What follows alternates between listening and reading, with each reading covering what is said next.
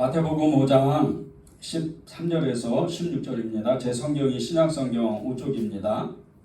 마태복음 5장 13절에서 16절입니다.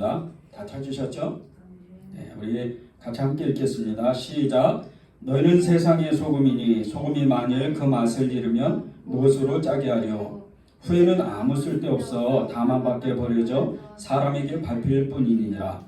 너희는 세상의 소금의 빛이라. 산 위에 있는 동네가 숨겨지지 못할 것이요 사람이 등불을 켜서 말 아래에 두지 아니하고 등경 위에 두나니 이러므로 집안 모든 사람에게 비치느니라. 이같이 너희 빛이 사람 앞에 비치게 하여 그들로 너희 착한 행실을 보고 하늘에 계신 너희 아버지께 영광을 돌리게 하라. 아멘. 하나님의 말씀입니다. 서울 노원구에 있는 감자탕 교회가 있습니다. 이 감자탕 교회는 그 감자탕 교회가 아니고 그 교회 자리가 처음 교회를 개척했을 때 그 교회가 그 밑에 감자탕 집이 있었습니다. 그래서 이 감자탕 그 집 위에 교회가 세워지다 보니까 감자탕 교회로 아주 이렇게 유명한 교회인데 이 교회가 이 광염교회입니다. 이 교회는 광염교회는 교회 이름 그대로 세상의 빛과 소금을 감당하는 그 교회입니다. 이 광염교회를 개척하신 이 조현삼 목사님은 3일상 22장 2절 환난당한 모든 자와 빚진 자와 마음이 원통한 자가 다 그에게로 모였고 그는 그들의 우두머리가 되었다는 이 말씀으로 연약한 사람들, 교회 주변에 연약한 사람들 또 교회에 모여서 위로를 받고 제자 훈련 받고 이렇게 훈련받는 그런 교회를 아둘람 교회를 되기를 바라는 마음으로 교회를 개척했습니다. 그렇게 교회가 개척된 이 광염교회는 지난 30여 년 동안 국내의 여러 어려운 사람들을 돕는 사역을 하면서 교회가 큰 부흥을 이루었습니다. 조현삼 목사님은 처음부터 교회를 개척할 때 헌금 재정의 30%를 가난한 사람들을 위해서 사역하기로 원칙을 세우고 모든 절개 헌금도 그렇게 쓰기로 결정해서 지금까지 사역을 감당하고 있습니다. 이러한 사역을 하는 이 광염교회는 교회 이름 그대로 광염, 그러니까 빛광이죠.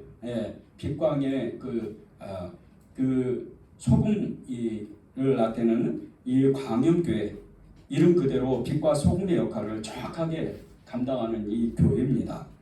이렇게 귀한 사역을 하는 광염교회 성도들을 생각해 보면 때로는 우리가 굉장히 이렇게 부러운 마음도 생기게 되고 저 교회 성도들 또 목사님 사역자들은 굉장히 귀한 사역들을 하는구나 이런 부러운 마음이 생기게 됩니다.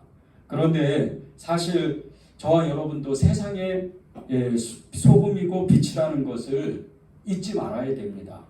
여러분도 세상의 소금과 빛이시죠. 여러분이 세상의 빛과 소금이 되시는 거예요. 오늘 말씀을 시작할 때 13절과 14절에 보면요. 너희는 세상의 소금이며 빛이라고 말씀을 하셨습니다.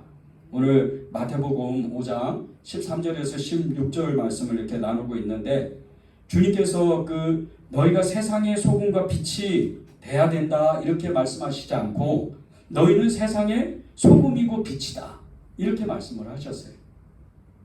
이 말씀을 저와 여러분이 있는 그대로 말씀을 믿고 그대로 주님 앞에 고백하고 빛과 소금으로서 세상 가운데 세상 사람들과 함께 섞여 살면서 주님을 드러내는 것이 저와 여러분이라는 거예요.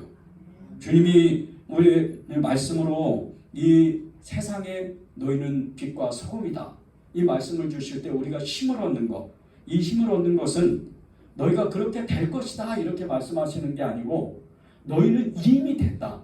너희는 이미 소금과 빛이다. 이렇게 말씀하셨기 때문에 우리가 힘을 얻는 거예요. 이것은 우리가 이미 세상에 빛과 소금이라는 것을 말하는 것이죠. 여러분이 그러한 사람들이고 여러분이 이것을 믿을 때 우리는 세상 속에서 빛과 소금으로서 이 땅의 사명을 감당할 수 있는 사람이 되는 겁니다.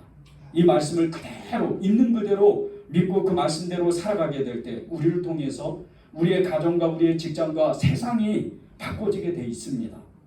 그리스도인이 한 사람의 그리스도인이 세상에 나아가게 되면, 한 사람의 그리스도인이 직장에 가면, 한 사람의 그리스도인이 세상 가운데 나아가면 세상은 변하게 돼 있는 겁니다.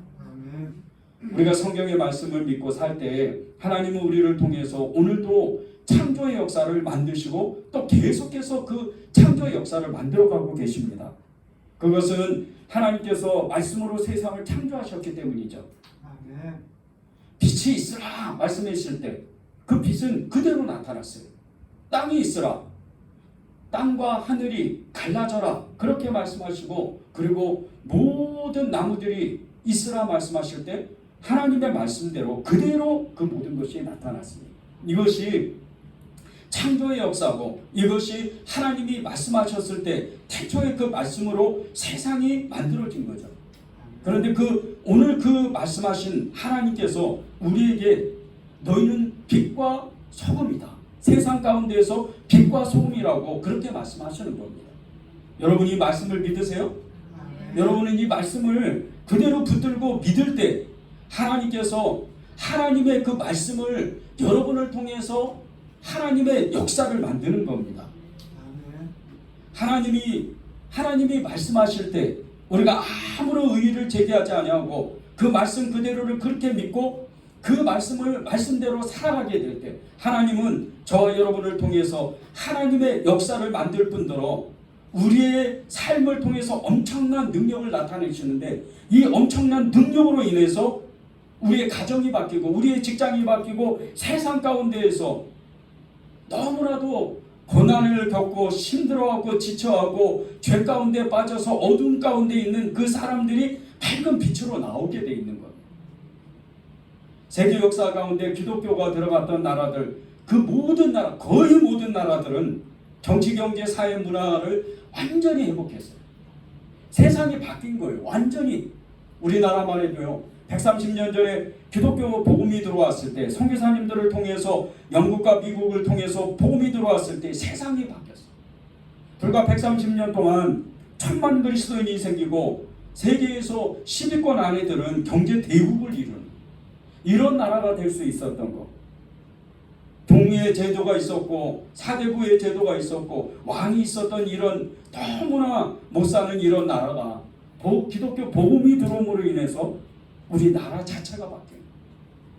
세계 역사에 그런 모든 나라가 바뀌었던 그 이유는 빛과 소금이었던 사람들, 모든 믿음의 그리스도인들이 그 땅 가운데서 살아가게 될 때 세상에 영향력을 줌으로 인해서 세상이 바뀌었다는 거예요. 오랜 시간 동안 너무나 비참하게 살던, 아무런 변화를 만들지 못하고 많은 사람들이 죄 가운데 어둠 가운데 살던 이 사람들이 기독교를 받아들임으로 인해서, 예수님을 믿음으로 인해서 새로운 삶을 시작했다는 거예요. 그 새로운 삶이 이제 또 다른 누군가를 살리고 또 다른 누군가에게 예수 생명을 전해줌으로 인해서 마침내 세계 역사가 바뀌게 된 거랍니다. 세계 역사만 그렇습니까? 평범한 우리들의 삶 가운데에도 가만히 들여다보면 예수 믿는 가족을 통해서, 예수 믿는 형제를 통해서, 예수 믿는 직장의 동료를 통해서 하나님을 전해 듣고 예수 그리스도를 우리가 영접하고 삶을 변화시키는 그 믿음의 간증들을 우리가 심심치 않게 들어볼 수가 있습니다. 많은 사람들이 예수님을 믿고 전과는 분명히 다른 차이의 삶을 살아가면서 그 삶을 완전히 변화시킨 것을 금방 우리가 알 수가 있다는 거죠. 이것은 하나님의 말씀의 창조의 능력이 예수님을 믿는 그 사람을 통해서 나타났다는 거예요. 그 창조의 능력이 믿음을 가진 사람에게 날마다 새로운 일을 만들고, 그 새로운 일을 만듦으로 인해서 전혀 희망이라고는 한 점 찾아볼 수 없는 사람이, 그 굳었던 얼굴이, 그 너무나도 어두웠던 얼굴들이 갑자기 밝은 표정으로 바뀌어서 미래에 대한 기대감으로 삶을 긍정적으로 생각하는 사람으로 변화되어서 세상을 변화시키는 그런 사람이 된다는 겁니다. 이것이 하나님의 창조의 말씀의 능력입니다. 주님께서 말씀하시는 것은 그 모든 말씀을 우리가 믿기만 하면, 너희가 믿기만 하면 하나님의 영광을 보리라. 주님이 말씀하신 것 같이 하나님의 그 영광 가운데 나아갈 수 있다는 거죠. 너희는 세상의 빛과 소금이다. 이 말씀을 우리가 믿음으로 받아들이고 그 말씀을 통해서 우리가 삶을 변화시키게 될 때 우리를 통해서 세상이 변화되는 것은 당연지사고 세상이 변화해야 되는 것이 하나님이 우리에게 주신 사명이라는 겁니다. 슬픈 일이 있어도 기쁜 일이 있어도 그것에 개의치 않고 오직 예수님의 그 뜻을 알기 위해서 하나님 앞에 전심으로 나아가는 이런 사람은 자신도 모르게 세상 속에서 세상의 빛이요 소금으로서 세상 사람들과 섞여서 그렇게 세상을 변화시키는 삶을 살아간다는 겁니다. 예수님을 믿고 많은 사람들에게 희망을 주며 빛과 소금의 사명을 감당하는 수많은 사람들이 있는데 그 중에 대표적인 한 사람을 제가 오늘 소개하겠습니다. 대한민국의 대표적인 식품 회사인 이 오뚜기 식품의 창업자인 고 함태호 명예회장님, 이분이 예수님을 믿었습니다. 이분이 예수님을 믿고 빛과 소금의 삶 그 자체를 살았던 사람입니다. 이 함태호 회장님은 자신이 창업한 이 오뚜기 식품회사를 통해서 엄청난 많은 돈을 벌었는데 그 돈을 가난하고 연약한 사람들을 위해서 나눠주고 베푸는 삶을 살았습니다. 평소에 자신의 지론이 내가 번 돈을 몽땅 좋은 일에 다 쓰고 갈 거예요. 그렇게 말하고 다녔는데 실제적으로 4,500명이나 되는 이 어린이에게 이 어린이들을 심장수술을 받도록 재정을 대주고 또 687명의 대학생과 대학원생들에게 자금을 지원하고 그리고 또 시가 933억 원 상당의 개인 주식 13만 5천 주를 사회복지법인인 미랄재단, 이 미랄재단에다 기부를 한 사람입니다. 그리고 회사 복지에도 그는 신경을 써서 오뚜기 식품회사의 거의 모든 직원들이 정규 직원입니다. 이렇게 실제적으로 그는 믿는 대로 행하고 빛과 소금으로서의 그 사명을 다 수행하려고 애를 쓴 사람입니다. 그런데 그 믿음이 그 아들 이 함태호 명예회장의 그 노블리스 오블리주의 이 정신은 그대로 그 아들 함영준 회장에게 내려가서 그의 자녀들과 함께 지금도 오뚜기 식품회사에는 매월 20명이 넘는 선천성 심장병 어린이에게 수술비를 내줍니다. 있는 그대로 말씀 그대로 믿고 사는 사람이 된 거죠. 빛과 소금으로서 그는 사명을 능히 감당했던 사람인 거예요. 이렇게 예수님을 믿는 사람은 세상을 살아가면서 그저 무의미한 이런 삶이 아니고 미래에 대한 희망을 나눠주고 꿈을 나눠주고 더 나아가서 예수 생명을 나눠주는 그런 사람이 세상의 빛이요 소금인 거죠. 그런 사람들이 바로 여러분들입니다.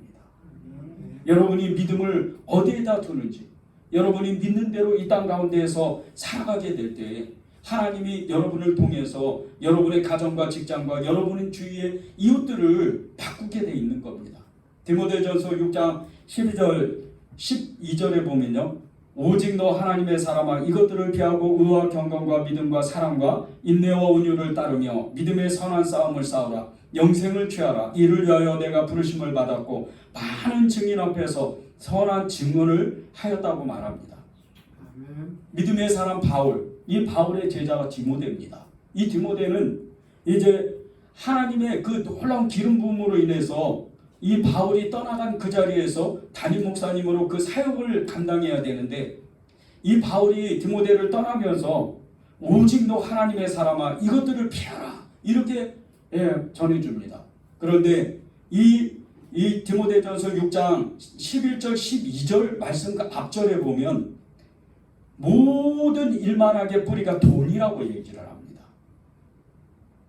물론 이 디모데는 돈을 추구하는 사람이 아닙니다. 그런데 이 하나님의 사람들이 제일 무섭게 죄를 짓는 것 중에 하나가 돈이라는 겁니다.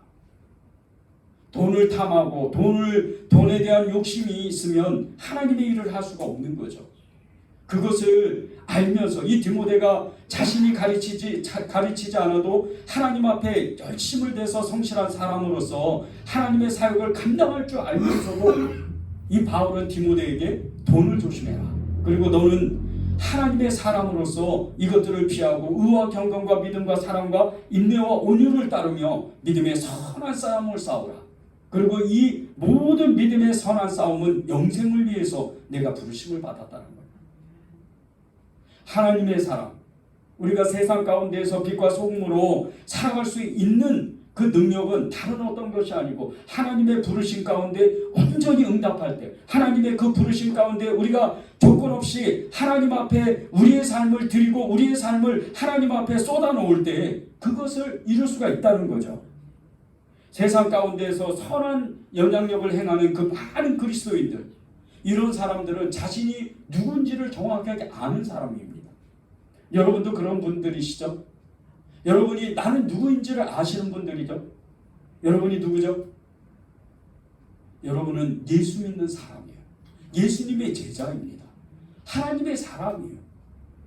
그 하나님의 사람이 세상 가운데에서 오늘 말씀과 같이 마태복음 5장 이제 13절 16절의 말씀과 같이 너희는 세상의 소금이고 너희는 세상의 빛이다. 그렇게 세상 가운데에서 빛과 소금으로서 살아가라는 거죠. 소금은 음식을 만들 때 굉장히 중요한 아주 정말 재료 중에 재료입니다. 이 소금이 없으면 음식에 맛을 낼 수가 없어요. 만약에 소금이 없이 음식을 만들어서 그것을 먹는다면 정말 이 세상 가운데서 가장 맛없는 음식을 정말 고역스럽게 우리가 먹어야 될 거예요. 이렇게 소금이 중요해요. 제가 어느 날 그 히말라야 그 해발 3,500고지에 있는 히말라야 소금을 그 개발하는 이런 다큐멘터리 프로그램을 본 적이 있었어요. 그런데 이 히말라야 소금이 얼마나 비싼지 모릅니다. 그 해발 3,500고지에서 캐내어서 그것을 가공해가지고 그 해외 여러 나라에 수출을 하는데 이 소금이 마치 정말 이렇게 금과 같이 그렇게 비쌀 정도로 그렇게 정말 귀중한 수출품 중에 수출품이랍니다.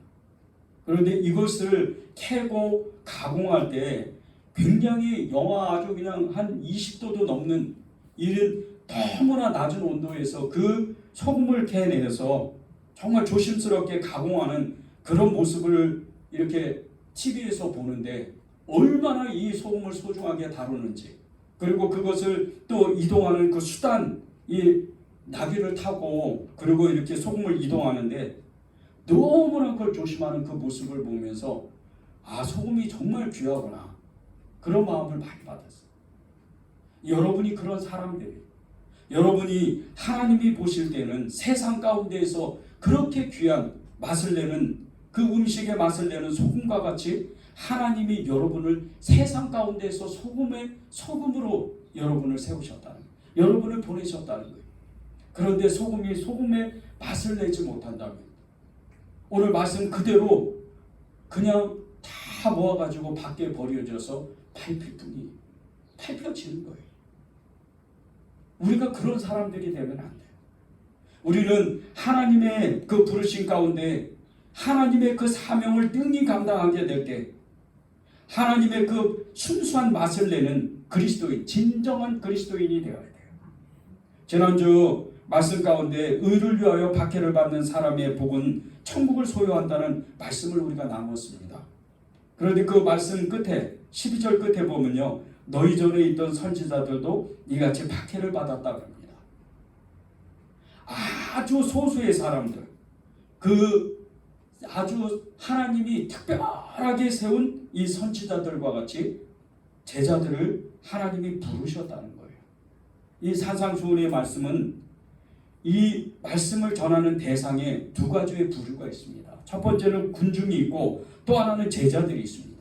그런데 아주 중요한, 정말 그것을 할 수밖에 없는 그런 말씀은, 그것을 실천할 수밖에 없는 그런 말씀은 제자들에게 합니다. 하나님이 오늘 이 말씀과 같이 정말 세상의 소금이여 너희가 세상의 빛으로 살아야 된다.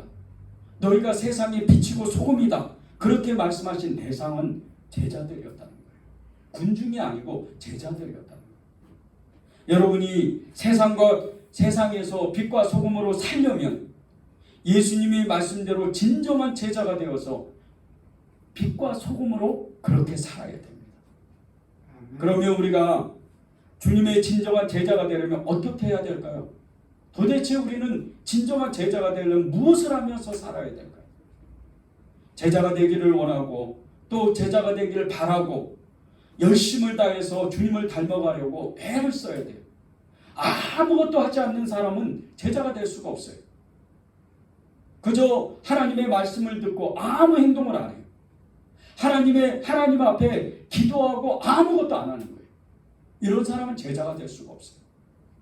기도한 만큼 하나님의 말씀을 읽어야 되고 그 말씀을 읽는 만큼 하나님 앞에 행하는 사람이 되어야 돼요. 말씀을 읽고 행하는 사람, 말씀을 듣고 실천하는 사람, 그런 사람이 돼야 진정한 제자가 되는 거예요.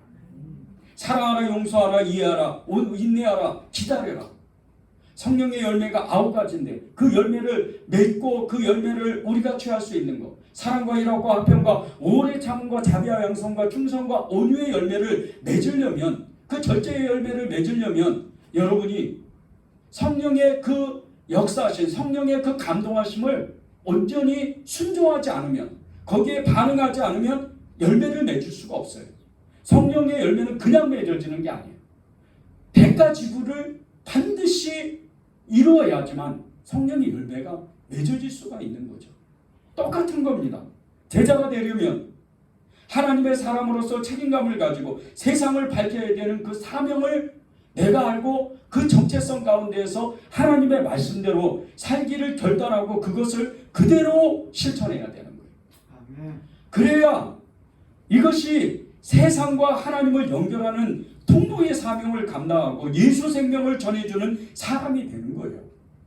여러분이 그렇게 살아야 여러분은 세상의 소금이요 세상의 빛으로 그 귀한 사명을 감당할 수 있다는 거예요. 어둠을 밝히는 빛, 세상의 맛을 내는 소금, 세상의 죄악 가운데에서 그 무거운 짐을 그냥 내려놓지 못하고 쩔쩔 매는 그 사람들을 향해서 주님은 이렇게 말씀하셨어요.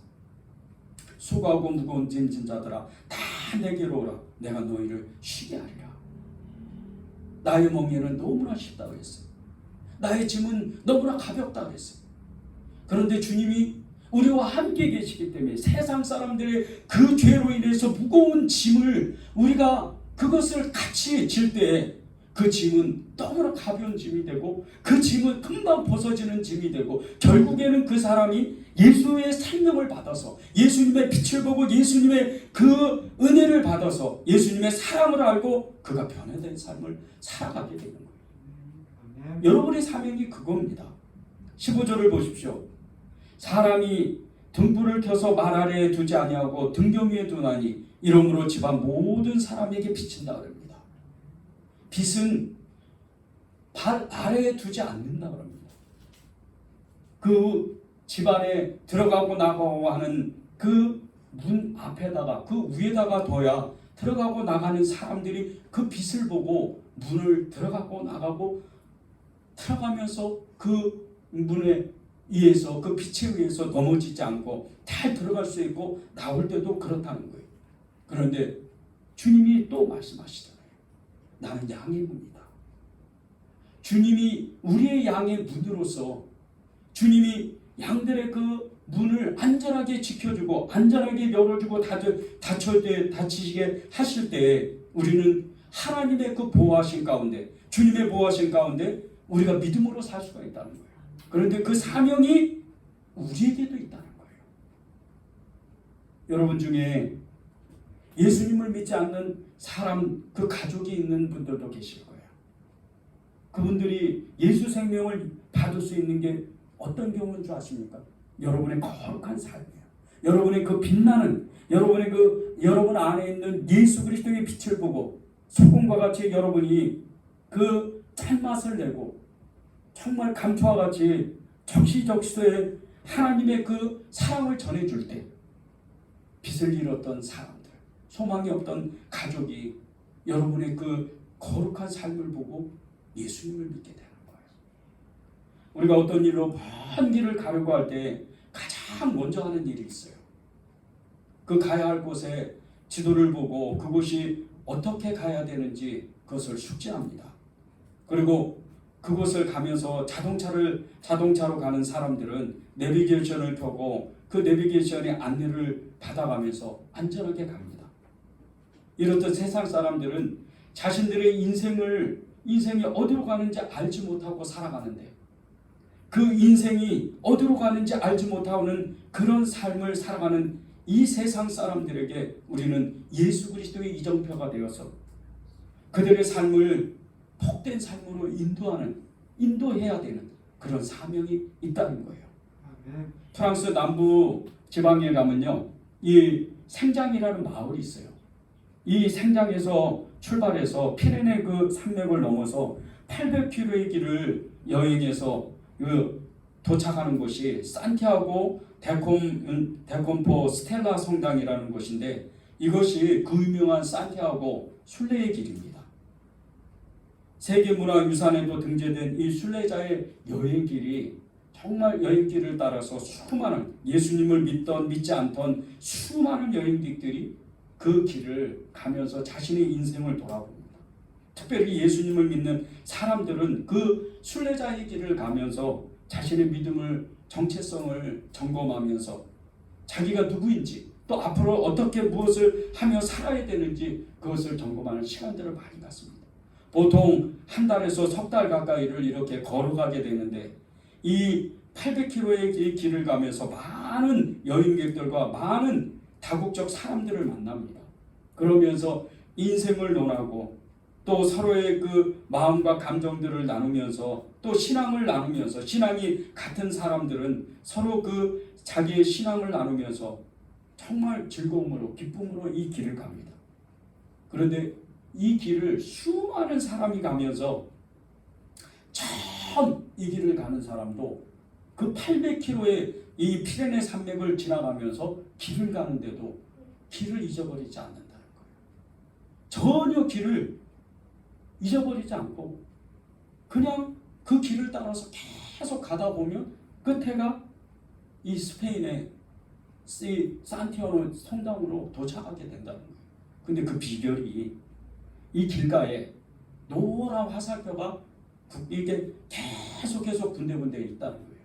그 노란 화살표만 따라가면 처음 가는 사람인데도 그 길 가운데 끝에 다다른다는 거예요. 이와 같이 많은 사람들이 이 성지순례길을 가면서 계속해서 그 노란 표지판을, 그 화살표를 따라가다 보면 목적지에 도착하는 것 같이 이 세상의 수많은 사람들, 믿지 않는 사람들, 또 예수님을 믿었지만 믿음이 없는 사람들, 너무나 이 신앙을 방황하는 사람들에게 누군가가 이정표가 되어주고 누군가가 화살표가 되어줘야 되는데, 세상의 빛과 같이 소금과 같이 그런 사람이 되어야 되는데 그런 사람들이 여러분이라는 거예요. 성지순례 가보면요, 저는 아직 성지순례는 가보지는 않았어요. 그런데 이 이스라엘 땅으로 성지순례를 가면 그 2000년 전에 있던 예수님이 골고다 언덕으로 올라가셨고 또 제자들이 그 믿음의 순례의 길을 갔던, 그 전도의 길을 갔던 수많은 길들을 통해서 우리는 예수님을 만나지도 못하는데 예수님의 그 발자취를 우리가 따라갑니다.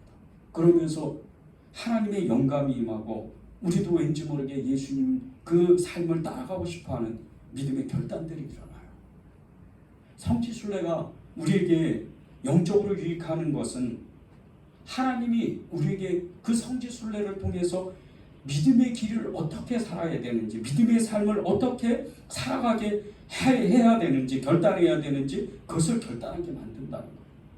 그런데 그것이 우리의 세상 가운데에서 우리가 믿음의 이정표가 되어줘서 그 사람들을 우리가 영적으로 그 사람의 손을 잡아주고 이끌어주는 그런 사람들이 되어야 된다는 거예요. 베드로전서 1장 15절에 보면요, 오직 너희를 부르신 거룩한 이처럼 너희도 모든 행실에 거룩한 자가 되라고 합니다. 우리의 세상 사람들, 믿음이 있으나 믿음이 연약한 이 사람들에게 우리가 이정표가 될 수 있는 것은 우리의 거룩한 삶이에요. 여러분의 거룩한 삶, 하나님 앞에 떳떳하고 하나님 앞에 담대하고 죄는 완전히 벗어난 삶, 죄를 물어뜯고 죄를 정말 죄와 싸우는 그런 거룩한 경건한 삶, 이런 거룩함을 추구하는 삶, 이런 사람이 세상의 빛이에요. 세상의 소금인 거예요. 베드로 사도가 아시아에 흩어져 있는 이 환난을 받고 있는 성도들에게 편지하면서 각자의 그 부르심 가운데 순종해서 거룩한 삶을 살라고 권면하였는데, 이 거룩한 삶은 다른 게 아니에요. 수많은 핍박이 옵니다. 베드로도 순교하고 바울도 순교하고 많은 사도들도 순교했어요. 그런데 남아있는 사람들, 이런 사람들이 그 믿음을 지킬 수 있었던 것, 그리고 오히려 제자들보다 훨씬 더 많은, 정말 아시아와 유럽 가운데 복음을 전할 수 있었던 그 능력은 거룩함이었어요. 다른 게 아니었어요. 예수님을 닮아가고자 하는 것, 예수님을 따라가고자 하는 것, 예수님의 말씀대로 살고자 하는 그 마음, 하나님을 증거하고 그 나라를 확장시키는 그 사명을 감당하는 그 마음, 간절한 마음이 거룩함으로 나타난다는 거예요. 16절에도요 보면요, 오늘 말씀 16절에도 이같이 너희 빛이 사람 앞에 비치게 하여 그들로 너희 착한 행실을 보고 하늘에 계신 너희 아버지께 영광을 돌리라고 말씀하셨어요. 사람 앞에 착한 행실을 보이라는 거예요. 근데 그것이 우리 안에 있는 빛을 사람 앞에 비치고 그것을 착한 행실로 나타내려는 거예요. 이 비친다는 게 어떤 말씀이냐면요, 이 너희 빛을 사람 앞에 비치게 한다는 이 뜻은 우리가 만난 예수 그리스도, 누군가에게 가르침을 받았던 디모데가 사도 바울에게 가르침을 받은 것 같이 이제 전도자를 통해서 또 누군가의 예언자를 통해서 선지자를 통해서 믿음을 먼저 가졌던 그 선진들을 통해서 예수님에 대한 가르침을 받았던 것을 또 누군가에게 가르치라는 거예요. 그것을 너희가 너희 빛을 사람 앞에 비치게 하라는 거예요. 우리 안에 있는 예수 그리스도를 가르치라는 거예요. 여러분이 그런 사람들, 여러분이 그런 사명을 받은 사람들인 거예요. 그것이 착한 사람, 착한 행실로 세상 가운데 비춰진다는 거예요. 여러분이 만난 예수님, 내가 예수님을 만나니까 너무나도 기뻐요. 예수님을 만나니까 어둠이 떠나고 늘 찡그렸던 그 모습이 너무나도 밝은 모습으로 항상 모든 삶을 힘들고 지치고 어렵지만 긍정적으로 내가 삶을 살아가기를 결단할 때 이런 사람을 통해서 세상이 바뀌어지는 거예요. 그것이 삶으로 그들을 가르치는 거예요. 이것이 세상의 소금이요, 이것이 세상의 빛인 거죠. 세상에 예수님을 믿으면서 세상 사람들에게부터조차도 존경을 받는 사람들이 의외로 많습니다. 한국 유리 그 창업자인 최태섭 장로님의 그 이야기는요, 너무나 유명한 이야기예요. 한국 유리 아시죠? 대한민국 유리란 유리는 그곳에서 다 만들었어요. 지금이야 이제 유리 회사들이 만드는 회사들이 여러 군데 생겼지만 불과 20-30년 전만 해도 한국 유리하면 모든 한국에 다 집을 짓거나 어디에 무슨 공사를 하거나 아파트를 짓거나 다 한국 유리에서 했어요. 그 한국 유리 창업주인 이 최태섭 장로님이 해방 당시에 만주에서 살고 있었어요. 그곳에서 사업을 하고 있었는데 갑자기 어느 날 이렇게 그 지방의 만주 지역에 사는 이 중국 사람 공산당원들이 인민재판을 벌인 거예요. 그리고 인민재판을 했는데 이 공산당원들이 인민재판했던 주로 대상자들이 기업체 사장들이었어요. 부자들. 한 사람씩 다 이렇게 재판을 하는 가운데 그들을 나오게 해서 군중들에게 이렇게 물어봅니다. 공산당원들이 이 사람은 어떤 사람이에요? 그러면 군중들이 죽여야 돼요. 그럼 그 자리에서 죽는 거예요. 한 사람 그렇게 죽어 나아가는데 어느덧 이 최태섭 장로님의 차례가 되었어요. 그리고 이 장로님은 이제 죽었구나. 내 인생이 여기서 끝나는구나. 그리고 하나님께 기도하고 그 앞에 나갔어요. 이 장로님 세워놓고 공상당원들이 여지없이 물어보는 거예요. 군중들에게. 이 사람은 어떤 사람이에요? 근데 그 질문을 받은 군중이 그 어느 누구도 아무 얘기를 한마디도 안 하는 거예요. 잠시 동안의 정적이 흐르고 그 정적을 깬 한 중국인이 이렇게 얘기를 했습니다. 이분은요, 우리 집 형편이 어려울 때에 아이들을 학교와 병원에 보낼 수 있도록 도와준 분입니다. 그래서 이분을 꼭 살려주면 좋겠습니다. 이렇게 이야기를 하자 그 옆에 있던 어느 한 사람이 또 이렇게 얘기를 하는 거예요. 이분은 좋은 분이에요. 기적처럼 이 최태섭 장로님이 살아났어요.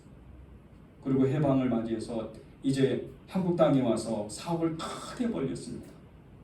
그리고 이 한국 요리를 통해서 정말 엄청난 돈을 벌었는데 이 장로님은 돈이 목적이 아닌 거예요. 오직 돈을 벌면 교회를 세우거나 가난한 사람을 도와주거나 아니면 그 사원들 중에 누가 어려운 사람이 있으면 즉시로 도와주는 거예요. 이 일을 너무 기쁘게 했어요. 이 장로님이 이 한국요리를 회장으로 있으면서 너무나 많은 예화가 있고 너무나 많은 선한 일들을 했던 이 예화들이 너무나 많습니다.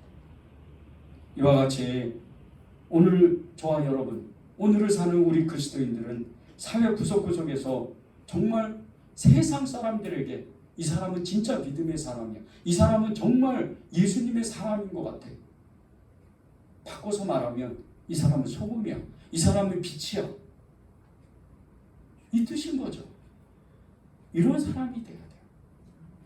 여러분이 그런 사람이 돼야 여러분을 통해서 예수님의 사랑과 복음이 전해지는 거예요. 오늘 말씀을 다시 한번 읽어보겠습니다. 성경이 있으신 분은 마태복음 5장 13절에서 16절을 이렇게 찾아보시면 좋을 것 같아요. 다 찾으셨죠? 네, 함께 읽겠습니다. 시작. 너희는 세상의 소금이니 소금이 만일 그 맛을 잃으면 무엇으로 짜게 하려? 후에는 아무 쓸데없이 다만 밖에 버려져 사람에게 밟힐 뿐이니라.